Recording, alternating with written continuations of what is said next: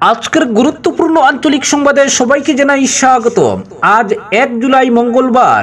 আজকের সন্ধ্যার বিশেষ বিশেষ খবর হলো, বোলেরো গাড়ির চাকায় পিষ্ট যুবক, শোকাহত সলগই। সীমান্তে প্রতিদিন ধরা পড়ছে গবাদি পশু। সোনাতুলায় বিএসএফের হাতে আটক 3টি মহিষ। ভাগায় স্কুটি মিনি ট্রাকের মুখোমুখি, গুরুতর আহত স্কুটি চালক। ভুল তথ্য দিয়ে নির্বাচনে প্রতিদ্বন্দ্বিতা, 2 পঞ্চায়েত সদস্যের বিরুদ্ধে থানায় মামলা। ভারী যানের জন্য খুলছে লামডিং শিলচর পথ। হাইলাকান্দির হাইজেনিক ফিশ মার্কেট এখন পাবলিক টয়লেট।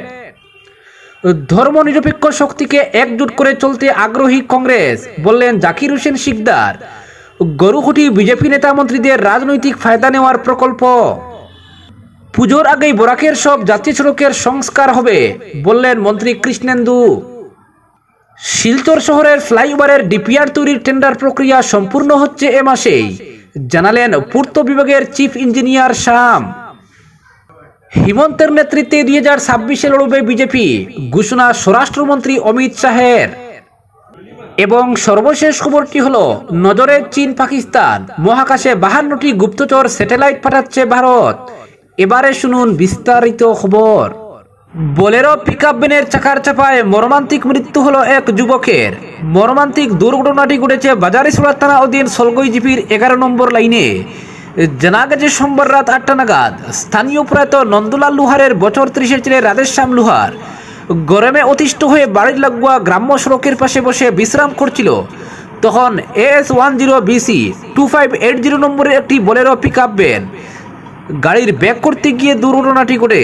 এতে চালকের অসাবধানতায় গাড়ির পেছনের চাকায় পিষ্ট হয়ে রাধেশ্যাম। পরে তাকে চিকিৎসার জন্য প্রথমে পাতারকান্দি ও শেষে শিলচর মেডিকেলে নিয়ে যাওয়ার পথে মৃত্যু হয়। খবর পেয়ে রাতেই তদন্তে নামে বাজারিছড়া পুলিশ। আজ সকালে থানার এসআই প্রভাকর চৌধুরী মৃতদেহ উদ্ধার করে সার্কল অফিসারের মাধ্যমে এনকোয়েস্ট শেষে ময়না তদন্তের জন্য জেলা সদর হাসপাতালে পাঠান। জানা গেছে ঘটনার পর ঘাতক গাড়ি চালক পুলিশের হেফাজতে রয়েছে। মৃতের মা সহ এক ভাই রয়েছেন। এমন ঘটনায় শোকের ছায়া নেমে আসে বৃহত্তর এলাকায়। পরবর্তী খবর, সীমান্তে প্রতিদিন ধরা পড়ছে গবাদি পশু। সোনাতলায় বিএসএফের হাতে আটক 3টি মহিষ। সীমান্ত এলাকায় প্রায় প্রতিদিন বিএসএফ বা পুলিশের জালে ধরা পড়ছে গবাদি পশু সহ অবৈধ নাগরিক। আজ নির্দিষ্ট তথ্যের ভিত্তিতে MNCর অধীন শিলচর সেক্টরের সোনাতুলা BSE-BOPর জওয়ানরা শ্রীভূমি জেলার সীমান্ত এলাকা থেকে বাংলাদেশে পাচারের উদ্দেশ্যে 3টি মহিষ উদ্ধার করেন। এদিকে সীমান্তবর্তী কাটিগড়ার করইকান্দি এলাকায় রাতের আধারে বাংলাদেশে গরু চোরাচালান চলাকালীন স্থানীয় লোকেরা 8টি মহিষ সহ একজন সন্দেহভাজন বাংলাদেশি নাগরিককে হাতে নাতে আটক করেন। আটককৃত ব্যক্তিকে মহিষগুলি সহ পুলিশে স্থানান্তর করা হয়। স্থানীয়দের অভিযোগ অনুযায়ী সীমান্তবর্তী রাজাটিলা গ্রামের গ্রাম রক্ষা বাহিনীর এক সদস্যের নেতৃত্বে একটি বড় গবাদি পশু চোরাচালান সিন্ডিকেট সক্রিয় রয়েছে। দীর্ঘদিন ধরে এই সিন্ডিকেটটি রাতে ভারত থেকে বাংলাদেশে অবৈধভাবে গরু মহিষ পাচার করে আসছে। অন্যদিকে কাটিগড়ার আরও 2টি এলাকা থেকে পুলিশ অতিরিক্ত 2টি মহিষ উদ্ধার করেছে। সব মিলিয়ে দিনরাত একত্রে কাটিগড়া এলাকায় মোট 10টি মহিষ উদ্ধার করা হয়েছে। পরবর্তী খবর, ভাগায় স্কুটি মিনি ট্রাকের মুখোমুখি, গুরুতর আহত স্কুটি চালক। 306 নম্বর শিলচর আইজল জাতীয় সড়কে সংঘটিত হয়েছে ভয়ঙ্কর সড়ক দুর্ঘটনা। স্কুটি ও টাটা ইন্ট্রা মিনি ট্রাকের মুখোমুখি সংঘর্ষে গুরুতর আহত হয়েছেন স্কুটি চালক। দুর্ঘটনাটি সংঘটিত হয়েছে আজ দুপুর 11:30 নাগাদ। জানা গেছে ভাগাবাজারের দিক থেকে মিজোরাম অভিমুখে যাওয়া টাটা ইন্ট্রা পিএচই সংলগ্ন এলাকায় দিলবাগ পোল্ট্রি ফার্মের সামনে উল্টো দিক থেকে আসা স্কুটির সঙ্গে মুখোমুখি সংঘর্ষ হয়। সংঘর্ষের তীব্রতা এতটুকু ছিল, স্কুটি আরোহী যুবক কয়েক ফুট ছিটকে গিয়ে সড়কের উপর পড়েন। দুমড়ে মুচড়ে যায় স্কুটি। স্থানীয় মানুষ তাৎক্ষণিক আহত যুবককে উদ্ধার করে ধলাই প্রাথমিক স্বাস্থ্য কেন্দ্রে নিয়ে যান। আঘাত গুরুতর হওয়া সেখান থেকে শিলচর মেডিকেল কলেজ হাসপাতালে স্থানান্তর করা হয়েছে। দুর্ঘটনার পর চালক পালিয়ে যায়। স্কুটি চালক যুবক দক্ষিণ দোলাইয়ের লোকনাথপুর গ্রামের বছর 18 রাজু আহমেদ বলে জানা গেছে। পরবর্তী খবর, ভুল তথ্য দিয়ে নির্বাচনে প্রতিদ্বন্দ্বিতা, 2 পঞ্চায়েত সদস্যের বিরুদ্ধে থানায় মামলা। ভুয়ো HSLC পাস সার্টিফিকেট জমা দিয়ে পঞ্চায়েত নির্বাচনে প্রতিদ্বন্দ্বিতা করার অভিযোগ এনে বাউয়ারগাড় জিপির 10 নং গ্রুপের সদস্য তাজমা বেগম মজুমদারের বিরুদ্ধে হাইলাকান্দি সদর থানায় মামলা দায়ের করেছেন কামাল হোসেন লস্কর। থানায় দায়ের করা মামলায় অভিযোগ করে বলা হয়েছে, রামপুর সংস্কৃত বিদ্যাপীঠ থেকে মাধ্যমিক পাস সার্টিফিকেট জমা দিয়েছেন তাজমা। বাস্তবে এই স্কুলের কোনো অস্তিত্ব নেই। ভুইপুর স্কুল থেকে মাধ্যমিক পাস সার্টিফিকেট জমা দেওয়া হয়েছে। এছাড়া বাউয়ারগাড় জিপির 8 নং গ্রুপের সদস্য সুলতানা বেগম লস্কর অবিবাহিত বলে ভুল তথ্য দিয়ে পঞ্চায়েত নির্বাচনে প্রতিদ্বন্দ্বিতা করেন বলে থানায় পৃথক মামলা দায়ের করেছেন কামাল হোসেন লস্কর। মামলায় বলা হয়েছে, সুলতানা বেগম লস্করের একটি সন্তান রয়েছে। পঞ্চায়েত নির্বাচনে ভুল তথ্য দেন সুলতানা। তাজমা বেগম লস্কর এবং সুলতানা বেগম লস্করের জিপি সদস্যপদ বাতিল করার জন্য আসামের মুখ্যমন্ত্রী হিমন্ত বিশ্ব শর্মার কাছে দাবি জানিয়েছেন কামাল হোসেন লস্কর। আলগাপুর ব্লক যুব কংগ্রেস সভাপতি ইসলামুল হোসেন লস্কর, আবুল কাউসার চৌধুরী প্রমুখ। পরবর্তী খবর, আগামী 2-3 দিনের মধ্যে ভারী যানবাহন চলাচলের জন্য খুলে দেওয়া হতে পারে লামডিং শিলচর 27 নম্বর জাতীয় সড়ক।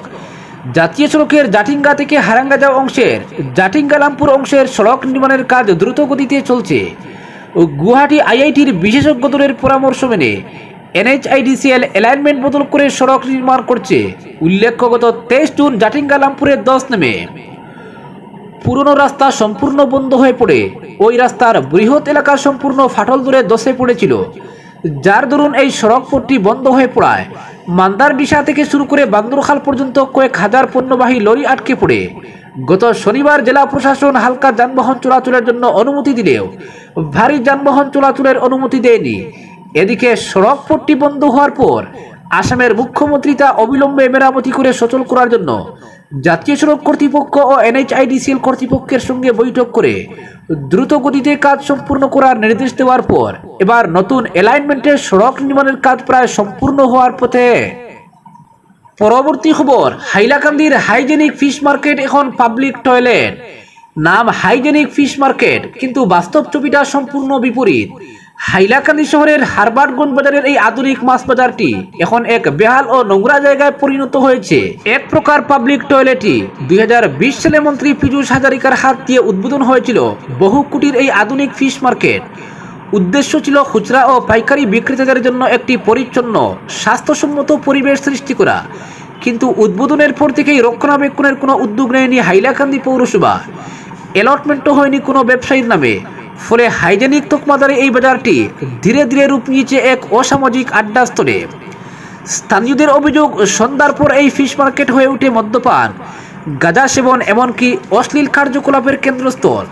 গন্ধে টিকতে পারেন না পাশের ব্যবসায়ীরা। এমন পরিবেশে ব্যবসা করা দুরূহ হয়ে পড়েছে বলে জানান তারা। বিশেষত আশপাশের দোকানদার এবং বাজারে আসা সাধারণ মানুষ এই নোংরা পরিস্থিতির কারণে বিরাট সমস্যার সম্মুখীন হচ্ছেন।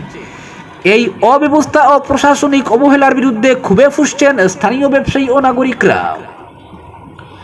তারা সরাসরি মুখ্যমন্ত্রীর হস্তক্ষেপ দাবি করেছেন এবং অবিলম্বে ফিশ মার্কেটটি কার্যকর করার আহ্বান জানিয়েছেন। স্থানীয় জনগণের মতে এটি স্বচ্ছতা মিশনের মুখে সপাট আঘাত। এদিকে এই বিষয়ে মন্ত্রী কৃষ্ণেন্দু পাল জানান, পুরো এই hygienic fish market fishery department থেকে তৈরি করা হয়েছিল। এই মার্কেটকে স্বচ্ছতা ফিরিয়ে এনে পুনরায় চালু করা হবে, এই আশ্বাসও দেন মন্ত্রী পাল।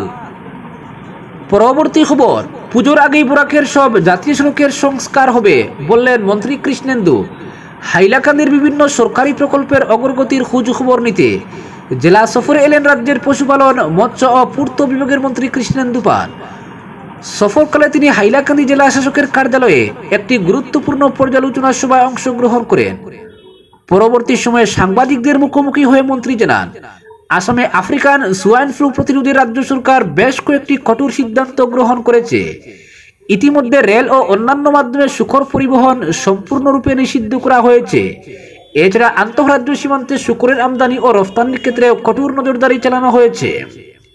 উল্লেখ্য, হাইলাকান্দির সঙ্গে মিজোরামের দীর্ঘ সীমান্ত রয়েছে এবং মিজোরামে ইতিমধ্যে আফ্রিকান সোয়াইন ফ্লু আক্রান্ত রোগী শনাক্ত হয়েছে। এই প্রেক্ষাপটে হাইলাকান্দিতেও সতর্কতা জারি করা হয়েছে।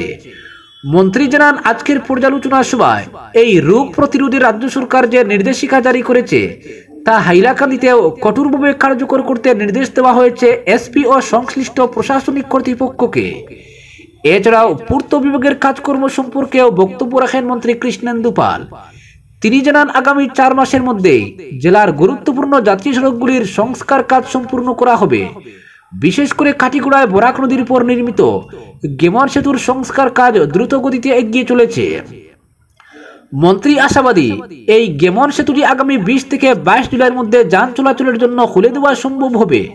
পাশাপাশি দুর্গাপুজোর আগেই বরাক উপত্যকার সব গুরুত্বপূর্ণ জাতীয় সড়কের সংস্কার কাজ সম্পূর্ণ হবে বলেও তিনি আশ্বস্ত করেন।